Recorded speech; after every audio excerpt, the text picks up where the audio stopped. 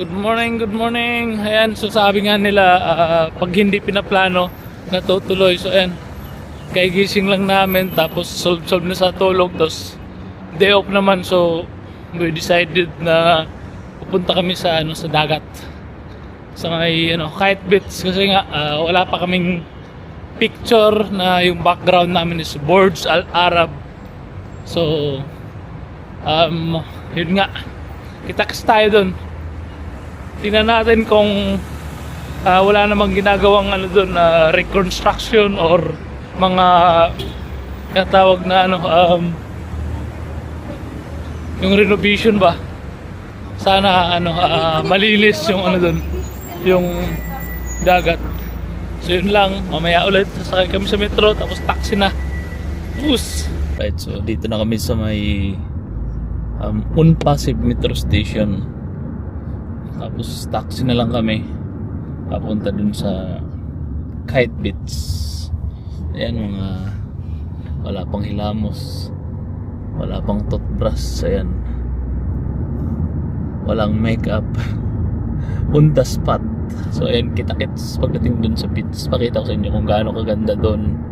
Tsaka sana wala mga ginagawang reconstruction para magkaroon tayo ng magandang angle kuha sa sa Burj Al Arab. So see you. Alright, so we're finally here in Kite Beach. Ayan, ganda dito.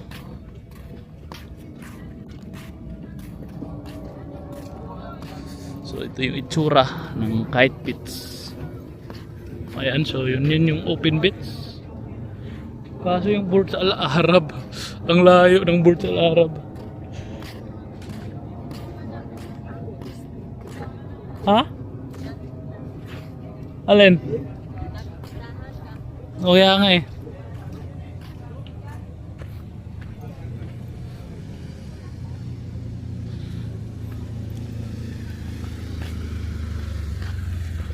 Kite Beach.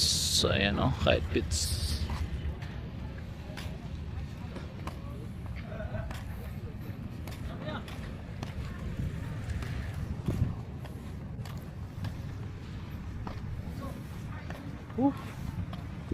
Ang layo ng ng Burj Al Arab. Tapos marami dito may ginagawang dito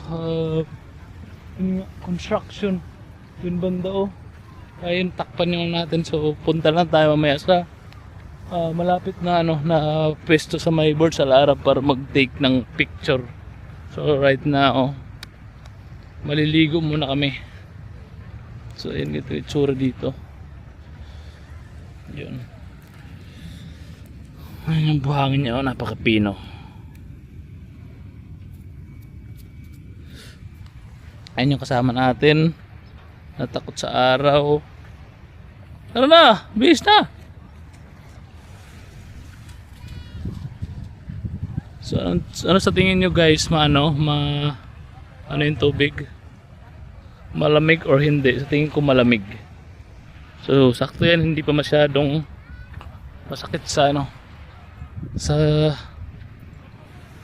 wala pala tayong dilang yung sapin pala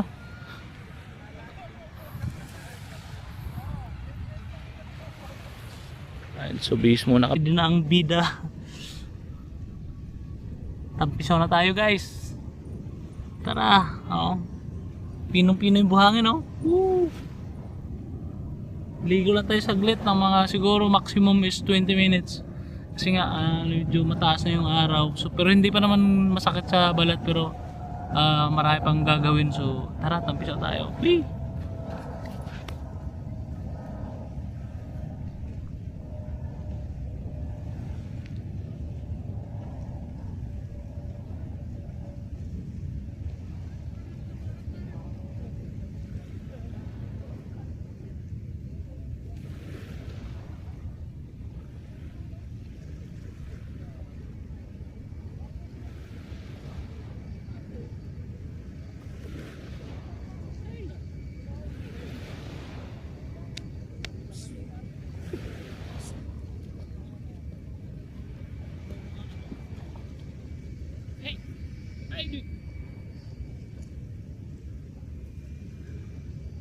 May mga dito. May mga uwak sa kalapate.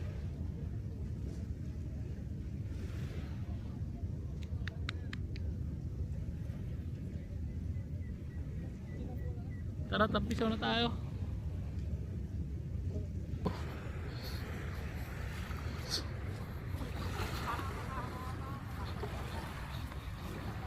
Linaw ng tubig, oh, kristal.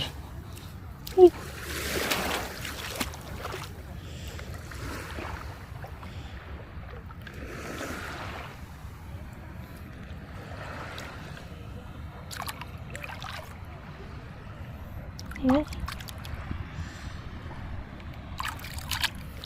Linaw ng tubig, oh. Ganda. Ang linaw, oh.